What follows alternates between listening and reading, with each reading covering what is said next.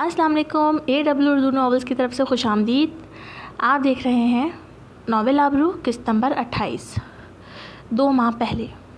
بھابھی، مالا مالا، وہ آدھی رات کو شدید بارش میں کھڑی زار و قطار رو رہی تھی جب مالا اور خان لالا نے دروازہ کھول کر اسے چادر اڑائی اور خاموشی سے گھر کے اندر لائے۔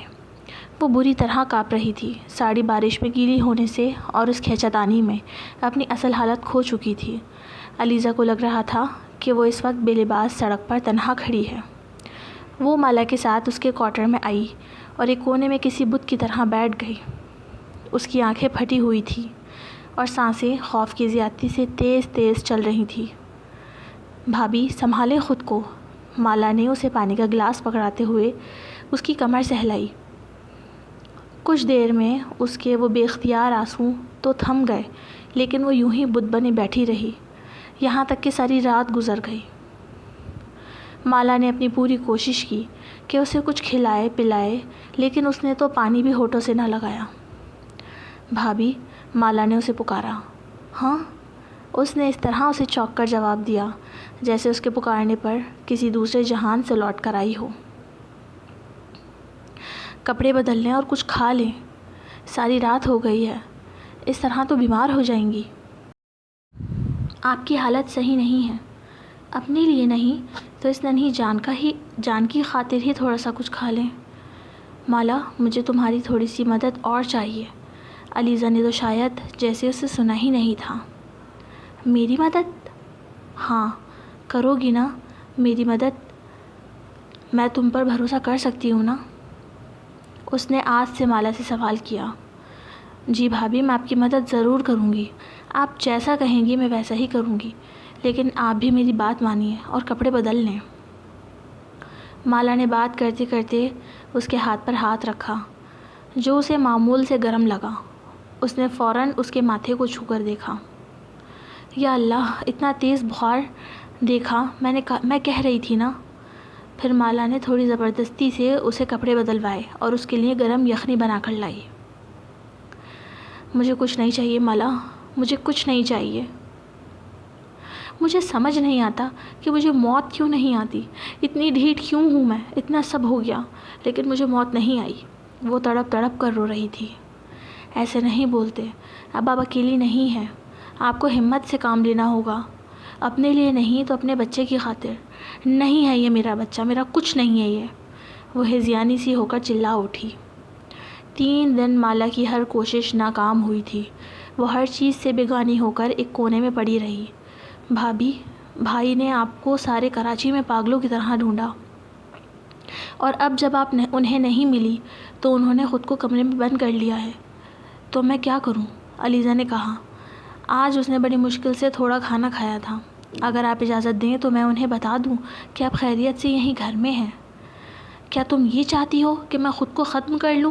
اگر ایسا ہے تو جا کر بتا دو انہیں کہ وہ خوش ہو جائیں، علیزہ نے خودکشی کر لی ہے۔ نہیں، میں نہیں بتاؤں گی کچھ بھی کسی کو۔ اس نے علیزہ کی آنکھوں میں کچھ بھی کر جانے کا جنون دیکھا تو بول اٹھی۔ مالا، بس میں اب تمہیں جیسے کہتی جاؤں ویسی کرتی جانا، اور اس کا علم کسی کو نہیں ہونا چاہیے۔ میں تمہیں پیسے دوں گی، میرے لیے یہاں سے کہیں دور ایک گھر کا انتظام کرو۔ آپ اپنے ماں باپ کے یہاں نہیں جائیں گی کیا؟ نہیں، میں نے ان کو کبھی نہیں بتایا کہ میں کیسی زندگی گزار رہی ہوں۔ ان کو لگتا ہے کہ میں بہت خوش ہوں، اور میں نہیں چاہتی کہ وہ میری وجہ سے پریشان ہوں۔ وہ ہوا میں کسی نادیدہ نظارے کو دیکھتے بول رہی تھی۔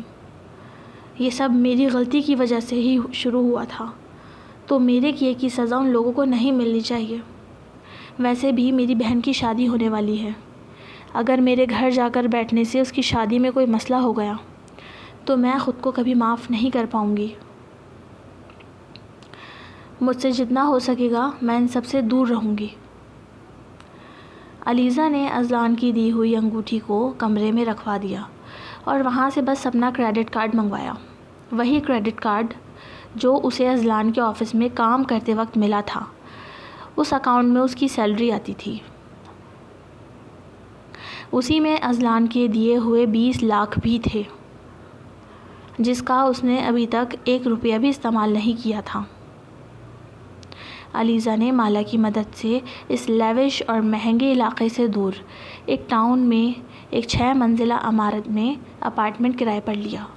کیونکہ ایک دن کے اندر اندر یہ کام کروایا گیا تھا تو اس میں علیزہ کے دگنے پیسے خرچ ہوئے، لیکن وہ اسی رات خان بابا کے ساتھ اذلان کے گھر سے اپنے اپارٹمنٹ چلی گئی۔ کچھ دن یوں ہی تنہا رہنے سے اسے اندازہ ہو گیا تھا کہ اکیلے رہنا اتنا آسان نہیں ہے۔ وہ ان چند لاکھ میں اپنی زندگی نہیں گزار سکتی تھی۔ بیٹھ کر کھانے سے تو قارون کا خزانہ بھی ختم ہو سکتا ہے ایک نہ ایک دن۔ تو اب اس نے نوکری ڈھونڈنے کا فیصلہ کیا۔ بغیر کسی ڈاکومنٹ کے اسے نوکری ملنا مشکل ترین ہو گیا تھا، لیکن آخرکار پورا مہینہ در در کی ٹھوکریں کھانے کے بعد اسے حسن کنسٹرکشن کمپنی کے نام سے ایک نسبتاً چھوٹی سی کمپنی میں 18,000 مہینے کی نوکری مل ہی گئی۔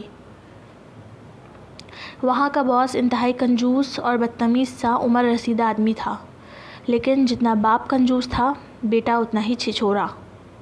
اس نے خود کو کام میں اتنا مصروف کر لیا کہ اسے یہ خیال ہی نہیں رہا کہ اسے آرام بھی کرنا چاہیے۔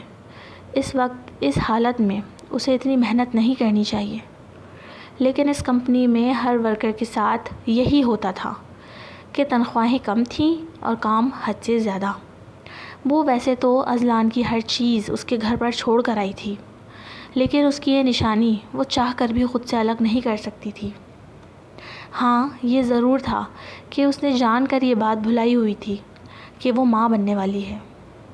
اس نے فوراً ہی نیا فون لے کر اپنے گھر رابطہ کر لیا تھا اور پرانے فون کے کھو جانے کی جھوٹی خبر اپنے گھر پہنچا دی۔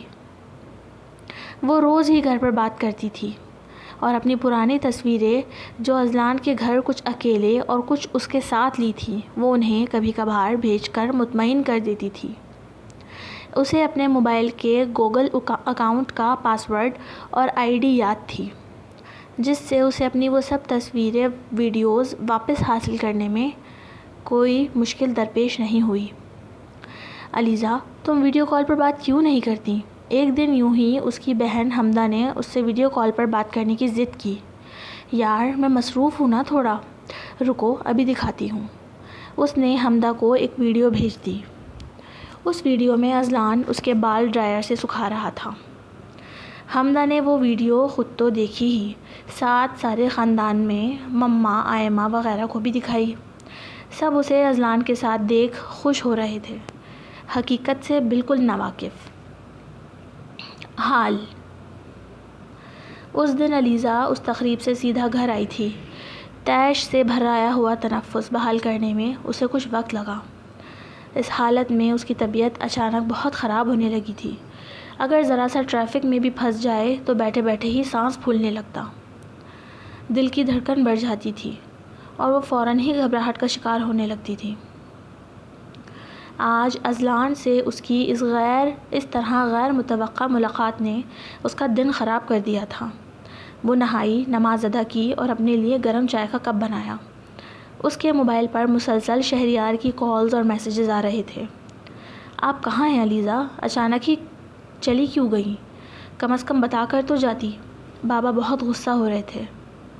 شہریار حسن صاحب کا بیٹا تھا، جو کہ اپنے ابا کے غصے سے علیزہ کو آگاہ کر رہا تھا، جس کے بارے میں وہ پہلے سے جانتی تھی کہ اب اسے حسن صاحب کی ہزاروں باتیں سننا ہوں گی، کیونکہ علیزہ کو بھی وہاں والنٹیئر کے طور پہ ڈیوٹی دینی تھی اور وہ اذلان کو وہاں پر دیکھ کر مزید رک نہیں پائی۔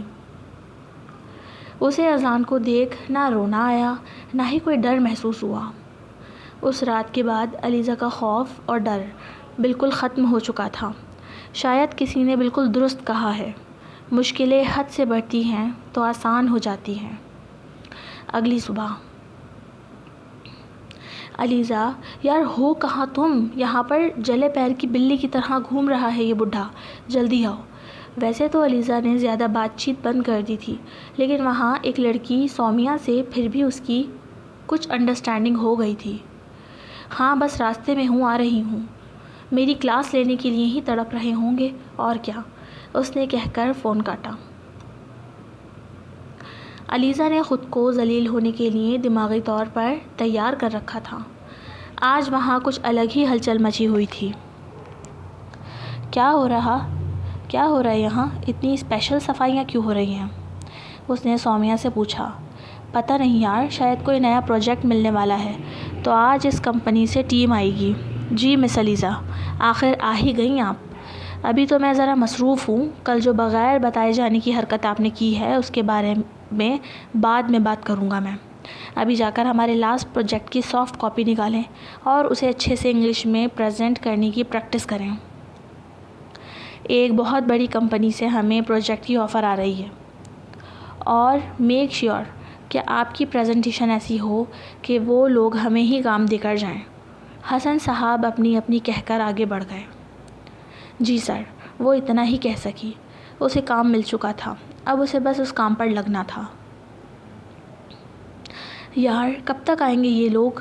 2 بج رہے ہیں۔ وہاں سب تیاری مکمل تھی، اب بس اس ڈیڈیکیشن کا انتظار ہو رہا تھا۔ وہ لوگ تو 3 بجے تک آئیں گے۔ پیچھے سے شہریار کی آواز آئی۔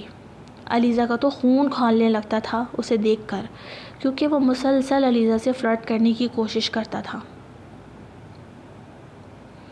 ٹھیک ہے، ابھی ٹائم ہے تو میں نماز ادا کر کے آتی ہوں۔ وہ فوراً ہی وہاں سے اٹھ کر چلی گئی، کیونکہ نہ وہ شہریار کو برداشت کر سکتی تھی نہ اسے کچھ کہہ سکتی تھی، کیونکہ وہ ٹہرا باس کا بیٹا۔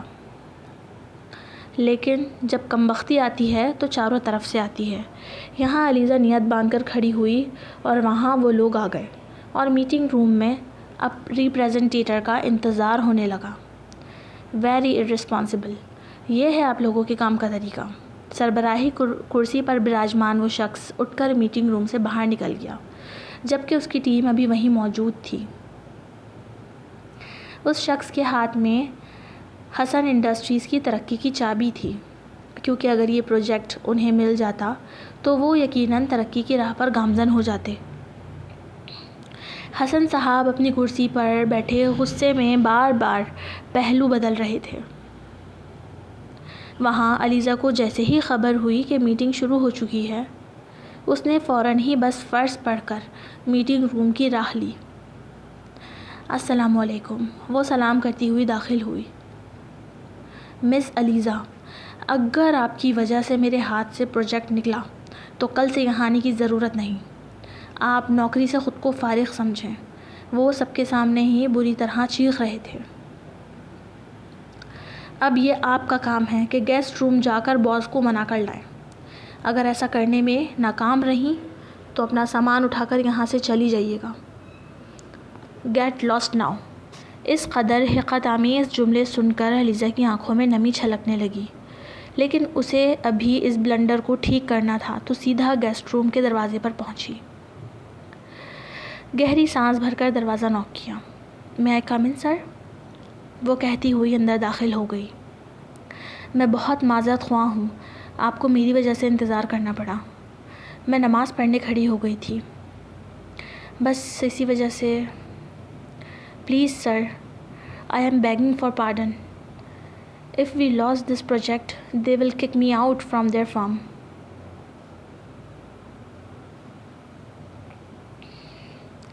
مہربانی کر کے مجھے معاف کر دیجیے۔ اگر یہ پروجیکٹ ہمارے ہاتھ سے چلا گیا تو یہ لوگ مجھے نوکری سے نکال دیں گے۔ وہ چہرہ جھکائے ندامت سے اسے راضی کرنے کی کوشش کر رہی تھی، جو اپنی انگلیوں میں سگار سلگھائے قداور کھڑکیوں کی طرف منہ کیے کھڑا تھا۔ وہ کہہ کر خاموش ہو گئی۔ مقابل نے سگار فرش پر پھینکا اور جوتے کی نوک سے مسل دیا۔ اب وہ شخص پلٹ کر اس کے قریب آ رہا تھا۔ رائل بلو کلر کا 3 پیس سوٹ پہنے، پینٹ کی جیبوں میں ہاتھ ڈالے، وہ ٹھیک اس کے سامنے آ کھڑا ہوا۔ علیزہ کو ایک جھٹکا لگا۔ وہ لڑکھڑا کر ایک قدم پیچھے ہوئی، چہرے پر دلکش سی مسکراہٹ سجائے۔ وہ اذلان تھا۔ It's okay baby, come with me to the meeting room. اس نے سرگوشیانہ آہستگی سے کہا۔ علیزہ کے حیرت بھرے تاثرات ایک دم ہی اشتعال اور غصے میں تبدیل ہوئے اور وہ دھاڑ سے دروازہ کھول کر باہر نکل گئی۔ لیکن وہ وہیں نہیں رکی، سیدھی اپنی ٹیبل پر آئی، اپنا سامان اٹھایا اور آفس سے باہر نکل گئی۔ اس وقت اسے انجام کی پرواہ نہیں تھی۔ نوکری رہے یا جائے میری بلا سے، وہ سوچتی ہوئی اپنے گھر میں داخل ہو گئی۔ وہاں آفس میں کیا ہوا کیا نہیں اسے ذرا برابر فکر نہیں تھی۔ To be continue AW Urdu novels. Don't copy my novel, اور پلیز کمنٹ لائک شیئر کر کے جایا کریں، سبسکرائب ضرور کریں۔ پھر ملتے ہیں نئی ویڈیو میں۔ اللہ حافظ۔